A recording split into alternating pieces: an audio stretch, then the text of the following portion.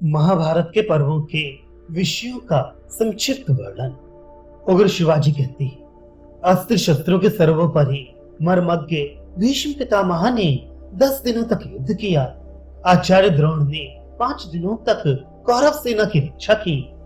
शत्रु सेना को पीड़ित करने वाले वीरवर कर्ण ने 2 दिन युद्ध किया और शल्य ने आधे दिन तक। इसके पश्चात दुर्योधन और भीमसेन का परस्पर गदा युद्ध आधे दिन तक होता रहा।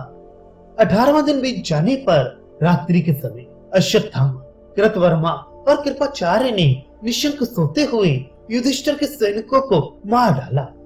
शौनक जी, आपके इस सत्संग सत्र में मैं जो उत्तम इतिहास महाभारत सुना रहा हूँ, यही जन्मेजय के सर्प यज्ञ में व्यास जी के बुद्धिमान शिष्य वैशंपायन जी के द्वारा भी वर्णन किया गया था।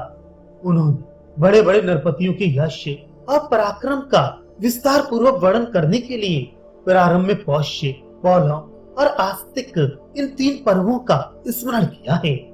जैसे मोक्ष चाहने वाले पुरुष पर वैराग्य की शरण ग्रहण करते हैं, वैसे ही प्रज्ञावान मनुष्य अलौकिक अर्थ, विचित्र पद, अद्भुत आख्यान और भांति भांति की परस्पर विलक्षण मर्यादाओं से युक्त इस महाभारत का आश्रय ग्रहण करती है। जैसे जानने योग्य पदार्थों में आत्मा, प्रिय पदार्थों में अपना जीवन सर्वश्रेष्ठ है, वैसे ही संपूर्ण शास्त्रों में परब्रह्म परमात्मा की प्राप्ति रूप प्रयोजन को पूर्ण करने वाला ये इतिहास श्रेष्ठ है। जैसे भोजन किए बिना शरीर निर्वाह संभव नहीं है, वैसे ही इस इतिहास का आश्रय लिए बिना पृथ्वी पर कोई कथा नहीं है। जैसे अपनी उन्नति चाहने वाले महत्वाकांक्षी सेवक अपने कुलीन और सद्भाव संपन्न स्वामी की सेवा करते हैं, इसी प्रकार संसार के श्रेष्ठ कवि इस महाभारत की सेवा करके ही अपने काव्य की रचना करते हैं। जैसे लौकिक और वैदिक सब प्रकार के ज्ञान को प्रकाशित करने वाली संपूर्ण वाणी स्वरों एवं व्यंजनों में समाई रहती है, वैसे ही लोक, परलोक एवं परमार्थ संबंधी संपूर्ण उत्तम विद्या बुद्धि इस श्रेष्ठ इतिहास में भरी हुई है। ये महाभारत इतिहास ज्ञान का भंडार है।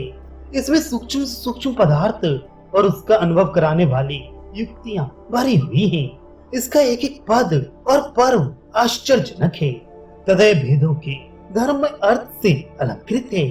अब इसके पर्वों की संग्रह सूची सुनिए।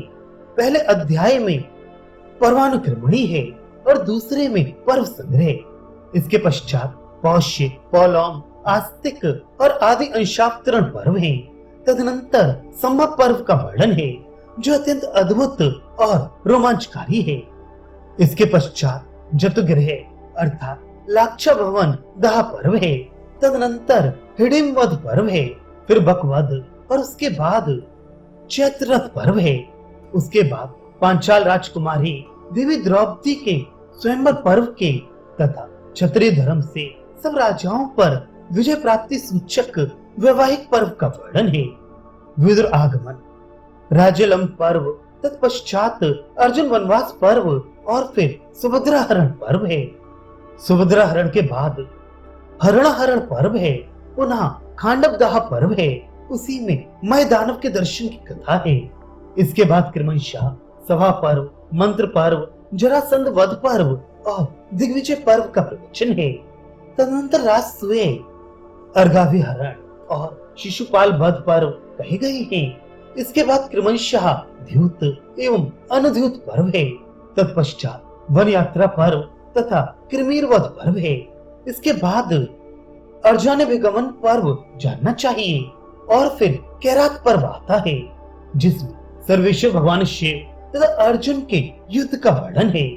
तत्पश्चात इंद्रलोकाभिगमन पर्व है, फिर धार्मिक तथा करुणोत्पादक नलोपाख्यान पर्व है। तदनंतर बुद्धिमान कुरुराज का तीर्थ यात्रा पर्व, जटासुर वध पर्व और उसके बाद यक्ष युद्ध पर्व है। इसके पश्चात निवात कवच युद्ध, आजकर और मार्कंडेय समाख्या पर्व है। इसके बाद आता है द्रौपदी और सत्यभामा के संवाद का पर्व। इसके अनंतर घोष यात्रा पर्व है। उसी में मृत स्वप्नोद्भव और बृहद्रौणिक उपाख्यान है। तदनंतर इंद्रधुम्न का आख्यान और उसके बाद द्रौपदी हरण पर्व है। उसी में जयद्रथ विमोक्षण पर्व है। इसके बाद पतिव्रता सावित्री के पातिव्रत्य का अद्भुत महात्म्य है। फिर इसी स्थान पर राम उपाख्यान पर जानना चाहिए। इसके बाद क्रमशः कुंडला हरण और आरण्य पर्व कहे गए हैं। तदनंतर विराट पर्व का आरंभ होता है, जिसमें पांडवों के नगर प्रवेश और समय पालन संबंधी पर्व है। इसके बाद कीचक वध पर्व, गोहरण पर्व तथा अभिमन्यु और उत्तरा के विवाह का पर्व है। इसके पश्चात परम अद्भुत उद्योग पर्व समझना चाहिए। इसी में संचयन पर्व कहा गया है। तदनंतर चिंता के कारण धृतराष्ट्र के रात भर जागने के संबंध रखने वाला प्रजागर पर्व समझना चाहिए।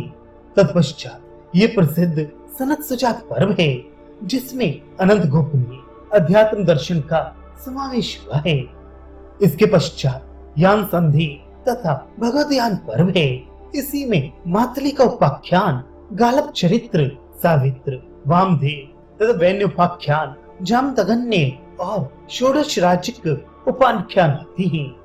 फिर श्री कृष्ण का सभा प्रवेश, विदुला का अपने पुत्र के प्रति उपदेश, युद्ध का उद्योग, सैन्य निर्माण तथा विश्वोपाख्यान, इनका क्रमशः उल्लेख हुआ है। इसी प्रसंग में महात्मा कर्ण का विवाह पर्व है। तदनंतर कौरव एवं पांडव सेना का निर्याण पर्व है। तत्पश्चात रथाते रथ संख्या पर्व और उसके बाद क्रोध की आग प्रज्वलित करने वाला उलूक दूतागमन पर्व है। इसके बाद ही अंबा उपाख्यान पर्व है। तत्पश्चात अद्भुत भीष्माभिषेचन पर्व कहा गया है। इसके आगे जम्बू खंड विनिर्माण पर्व है। तदनंतर भूमि पर्व कहा गया है, जिसमें द्वीपों के विस्तार का कीर्तन किया गया है। इसके बाद क्रमशः भगवत गीता, भीष्म वध, द्रोणाभिषेक तथा संशप्तक वध पर्व है। इसके बाद अभिमन्यु वध पर्व, प्रतिज्ञा पर्व, जयद्रथ वध पर्व और घटोत्कच वध पर्व है। फिर रोंगटे खड़े कर देने वाला द्रोणा वध जानना चाहिए। तदनंतर नारायण अस्त्र मोक्ष पर्व कहा गया है। फिर कर्ण पर्व और उसके बाद शल्य पर्व है। इसी पर्व में हृत प्रवेश और गदा युद्ध पर्व भी है। तदनंतर सारस्वत पर्व है, जिसमें तीर्थों और वंशों का वर्णन किया गया है। इसके बाद है अत्यंत विभत्स सौप्तिक पर्व। इसके बाद अत्यंत दारुण ऐशिक पर्व की कथा है। फिर जल प्रदानिक और स्त्री विलाप पर्व आते हैं। तत्पश्चात श्राद्ध पर्व है, जिसमें मृत कौरवों की अंत्येष्टि क्रिया का वर्णन है। उसके बाद ब्राह्मण वेशधारी राक्षस चारवाक के निग्रह का पर्व है। तदनंतर धर्म बुद्धि संपन्न धर्मराज युधिष्ठिर के अभिषेक का पर्व है तथा इसके पश्चात गृह प्रविवाह पर्व है। इसके पश्चात शांति पर्व प्रारंभ होता है, जिसमें राजधर्मानुशासन, आपद धर्म और मोक्ष धर्म पर्व है। फिर शुक प्रश्न अभिगमन, ब्रह्म प्रश्न अनुशासन, दुर्वासा का प्रादुर्भाव और माया संवाद पर्व है। इसके बाद धर्म अधर्म का अनुशासन करने वाला अनुशासिक पर्व है। तदनंतर बुद्धिमान भीष्म जी का स्वर्गारोहण पर्व है। अब आता है आश्वेधिक पर्व, जो संपूर्ण पापों का नाशक है। उसी में अनुगीता पर्व है, जिसमें अध्यात्म ज्ञान का सुंदर निरूपण हुआ है। इसके बाद आश्रम वासिक, पुत्र दर्शन और तदनंतर नारद आगमन पर्व कहे गए हैं। इसके बाद आता है अत्यंत भयानक एवं दारुण मौसल पर्व। तत्पश्चात महाप्रस्थान पर्व और स्वर्गारोहण पर्व आते हैं। इसके बाद हरवंश पर्व है, जिसे खेल या परिशिष्ट पुराण भी कहते हैं। इसमें विष्णु पर्व श्री कृष्ण की बाल लीला एवं कंसवध का वर्णन है। इस खेल पर्व में भविष्य पर्व भी कहा गया है, जो महान अद्भुत है। महात्मा श्री व्यास जी ने इस प्रकार पूरे 100 पर्वों की रचना की है। सूतवंश शिरोमणि लोमहर्षण के पुत्र उग्र शिवाजी ने व्यास जी की रचना पूर्ण हो जाने पर नैमिषारण्य क्षेत्र में इन्हीं 100 पर्वों को 18 पर्वों के रूप में सुव्यवस्थित करके ऋषियों के सामने कहा। इस प्रकार यहाँ संक्षेप से महाभारत के पर्वों का संग्रह बताया गया।